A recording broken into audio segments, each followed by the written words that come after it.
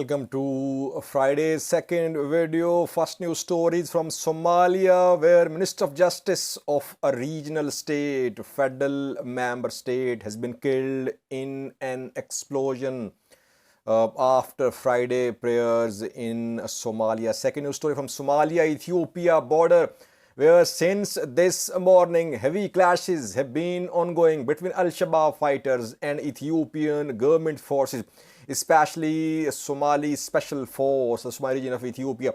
Now, unconfirmed reports are being shared that the top Al-Shabaab commander has been killed in this ongoing fighting right on Ethiopia-Somalia border. We have details for you. Thirdly, viewers, a new story from Sweden. Tigrayan activists, Tigrayan diaspora community, they have been protesting, trying to stop financial support from countries for Ethiopia. We know that a few days ago, Tigrayan diaspora members protested in front of Italian embassies across Europe. Now, Amhara activists are doing the same as well. We have a new story from Sweden, where some meetings have been held between a Swedish minister and Amhara activists. Fourthly, a new story from Tigray. Tigray today raised some questions about UN Inquiry Commission on Ethiopia. Three-member commission is in Ethiopia, which is conducting an inquiry into human rights abuses committed during a Tigray conflict since the start of the conflict on 3rd of November 2020. But today, a Tigray External Affairs Bureau official raised some questions about this commission. What are the questions? How valid are the concerns of Tigray regional government? Fifthly, we have a new story from Western Oromia. Oromo Liberation Army fighters have shared a video from a town, a major town in West Valaga. In the video, OLA fighters claim that after 6-hour-long fighting, they have managed to enter the town. We have this video and details of this place where OLA fighters were seen reportedly a few hours ago. Firstly, Somalia, Hassan Sheikh government has not started any major offensive against Al-Shabaab. Hassan Sheikh government is just issuing statements. On the other hand, attacks, explosions, blasts, suicide blasts are increasing, and most of these incidents are being blamed on Al-Shabaab. What happened today in Somalia is that in southwest regional state of Somalia, a minister was targeted. His name is Hassan Lagbar, Minister of Justice from the southwest regional state of Somalia. In Baidoa, which is a main city in southwest state, Hassan Lagbar offered Friday prayers at a mosque. When he was coming out of the mosque, an explosion happened, an IED blast, not a suicide blast, an IED explosion, and reportedly, Hassan Lagbar has died. He was killed in this explosion. His son was also killed, and some other civilians were killed too. Around 10 casualties have been confirmed so far.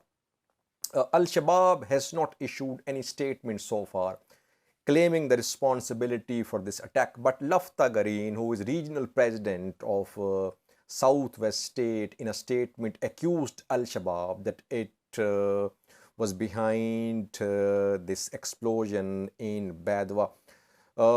In recent days, we have seen several attacks from Al-Shabaab, several explosions. Just 48 hours ago, Lower Shabelle region was targeted in Afgoe in Marka, we know that in a suicide explosion, and in an explosion in Afgoe, around 20 were killed. And now we are receiving reports about this explosion in southwest regional state of Somalia. We're waiting for confirmation. Let's see, will Al-Shabaab claim the responsibility for this attack or not? Airstrikes have also intensified on Al-Shabaab positions by US Africa Command, but so far no joint large-scale offensive has been launched on the ground against Al-Shabaab. So before a likely offensive on Al-Shabaab, Al-Shabaab has intensified its attacks. We're not saying that Hassan al-Lagbeir was assassinated by Al-Shabaab, but it seems, we'll update you in coming videos about the killing of Hassan al-Lagbeir. Condolences to the family of this minister. So many Somalia's people have lost their lives, their government officials, their elders, they have lost their lives, and no end is in sight regarding the instability in Somalia. Secondly, we have a new story from Somalia-Ethiopia border, where this morning heavy fighting erupted. In the previous video, I shared details with you. Al-Shabaab launched an attack on Aato town in Bakul region on Ethiopia-Somalia border. Since this morning, heavy fighting has been going on. Reportedly, Al-Shabaab fighters fired mortars and mainly a Somali special force of Ethiopia is deployed to Aato, and we don't know about deployment of Ethiopian National Defense Force. But what we have learned is that mainly fighting is between Ethiopian Special Force from the Somali region of Ethiopia and Al-Shabaab fighters. Both sides are making some claims, unverified claims, but Ethiopian Air Force is involved. Locals are confirming that drone strikes are being conducted on Al-Shabaab fighters in Aato town.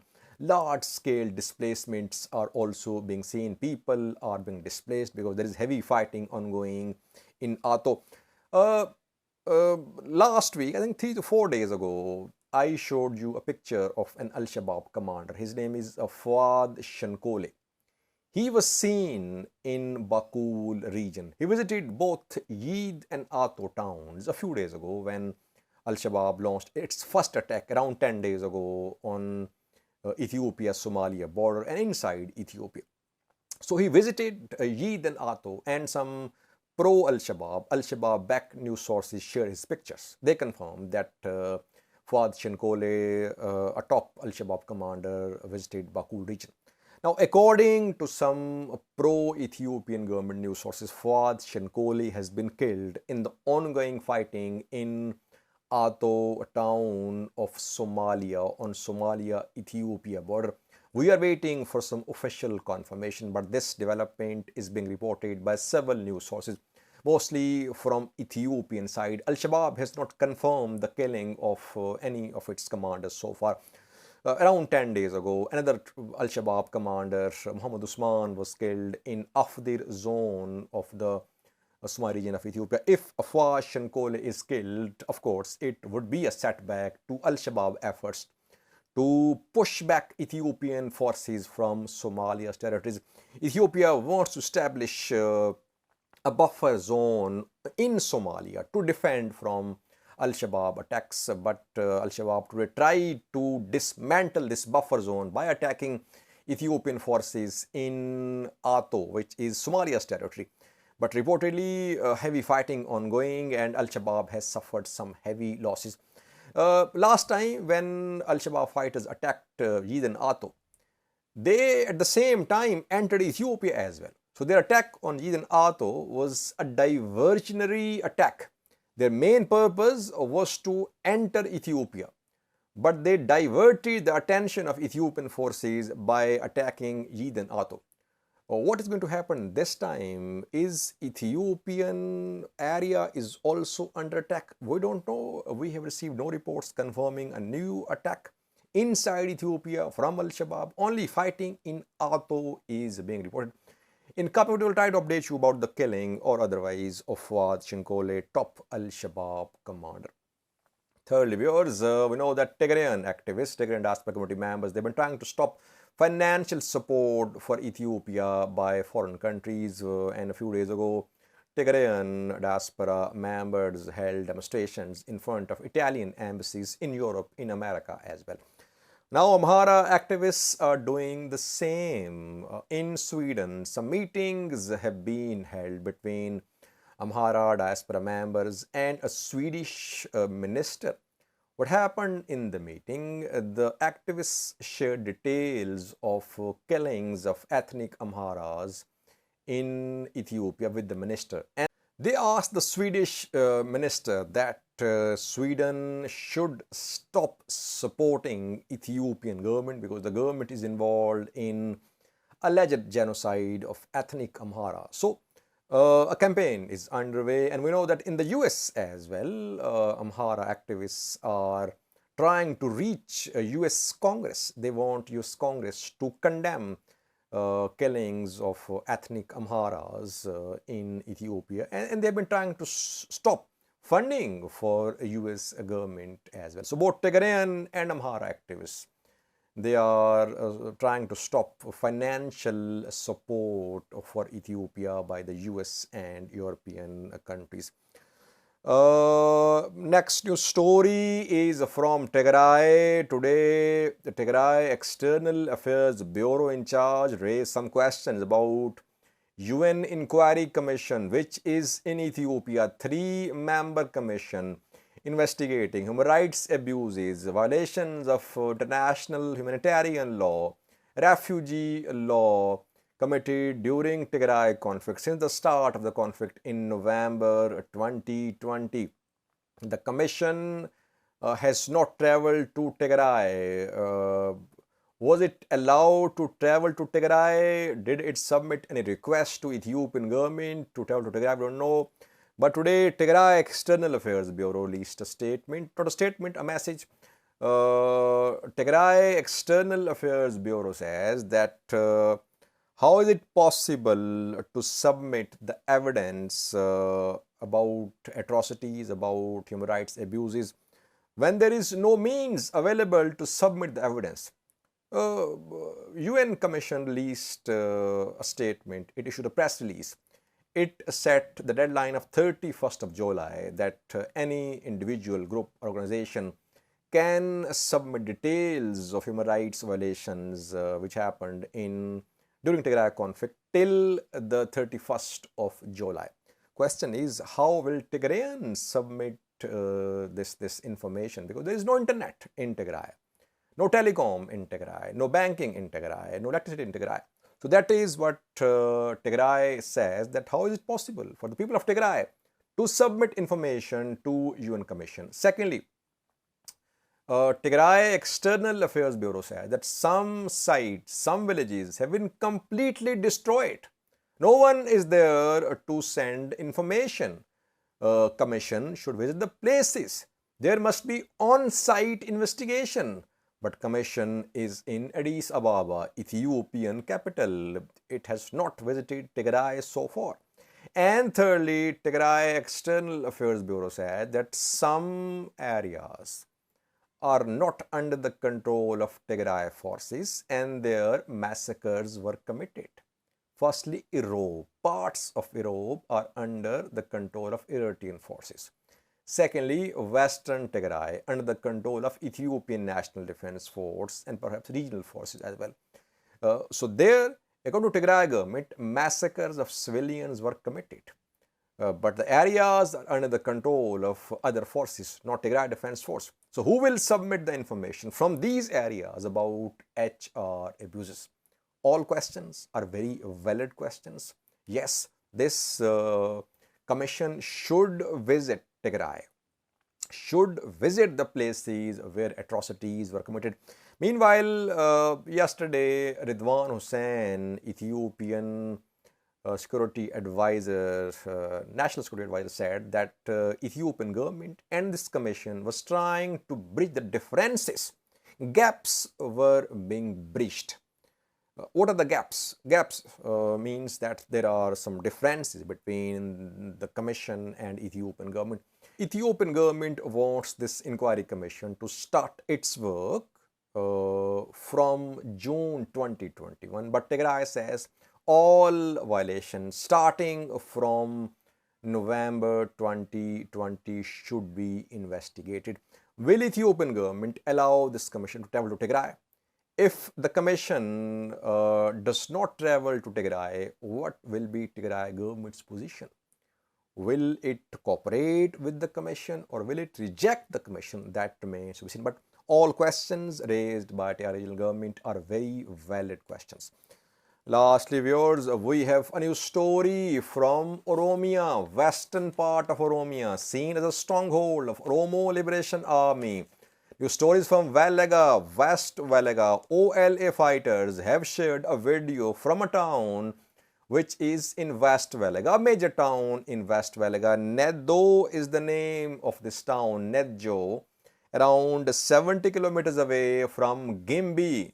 Gimbi is another major town in West Valaga. A few weeks ago, OLA fighters carried out an attack on Gimbi. Once again, OLA is trying to lay siege to Gimbi. Towns close to Gimbi are being attacked by Oromo Liberation Army. OLA fighters have shared a video from Nedjo. In the video, they can be heard talking about a 6-hour-long fighting, after which they managed to enter Nedjo. They say that Ethiopian army, regional forces, they retreated after 6-hour-long fighting, and the fighters are in Nedjo now. Lallo Asabi, another town close to Gimbi, is reportedly under OLA, according to some pro-OLA news sources. Though we don't have any visual confirmation about Lallo Asabi being under OLA control. But if Lallo Asabi and Nedjo are under OLA control, it means OLA trying to get close to Gimbi, a main town in West Valaga. Now, it's difficult to verify if this video is new or old, which has been shared by OLA fighters from Nedjo. I have not seen this video before, but if any viewer has some updates or some corrections about this video, you can share it with me at sajid672000@gmail.com. OLA fighters have shared evidence that they are in Nedjo town, West Valaga. Valaga is still OLA's stronghold, despite government's claims that OLA has been weakened there. Just a few hours ago, Ethiopian National Defense Force shared pictures from Kalam, Valaga, that an OLA camp has been retaken by government forces in Kalam, but here in West Valaga, OLA fighters are they can be seen in Nedjo town. Watch this video of OLA fighters from Nedjo town of West Valaga. Thank you for watching.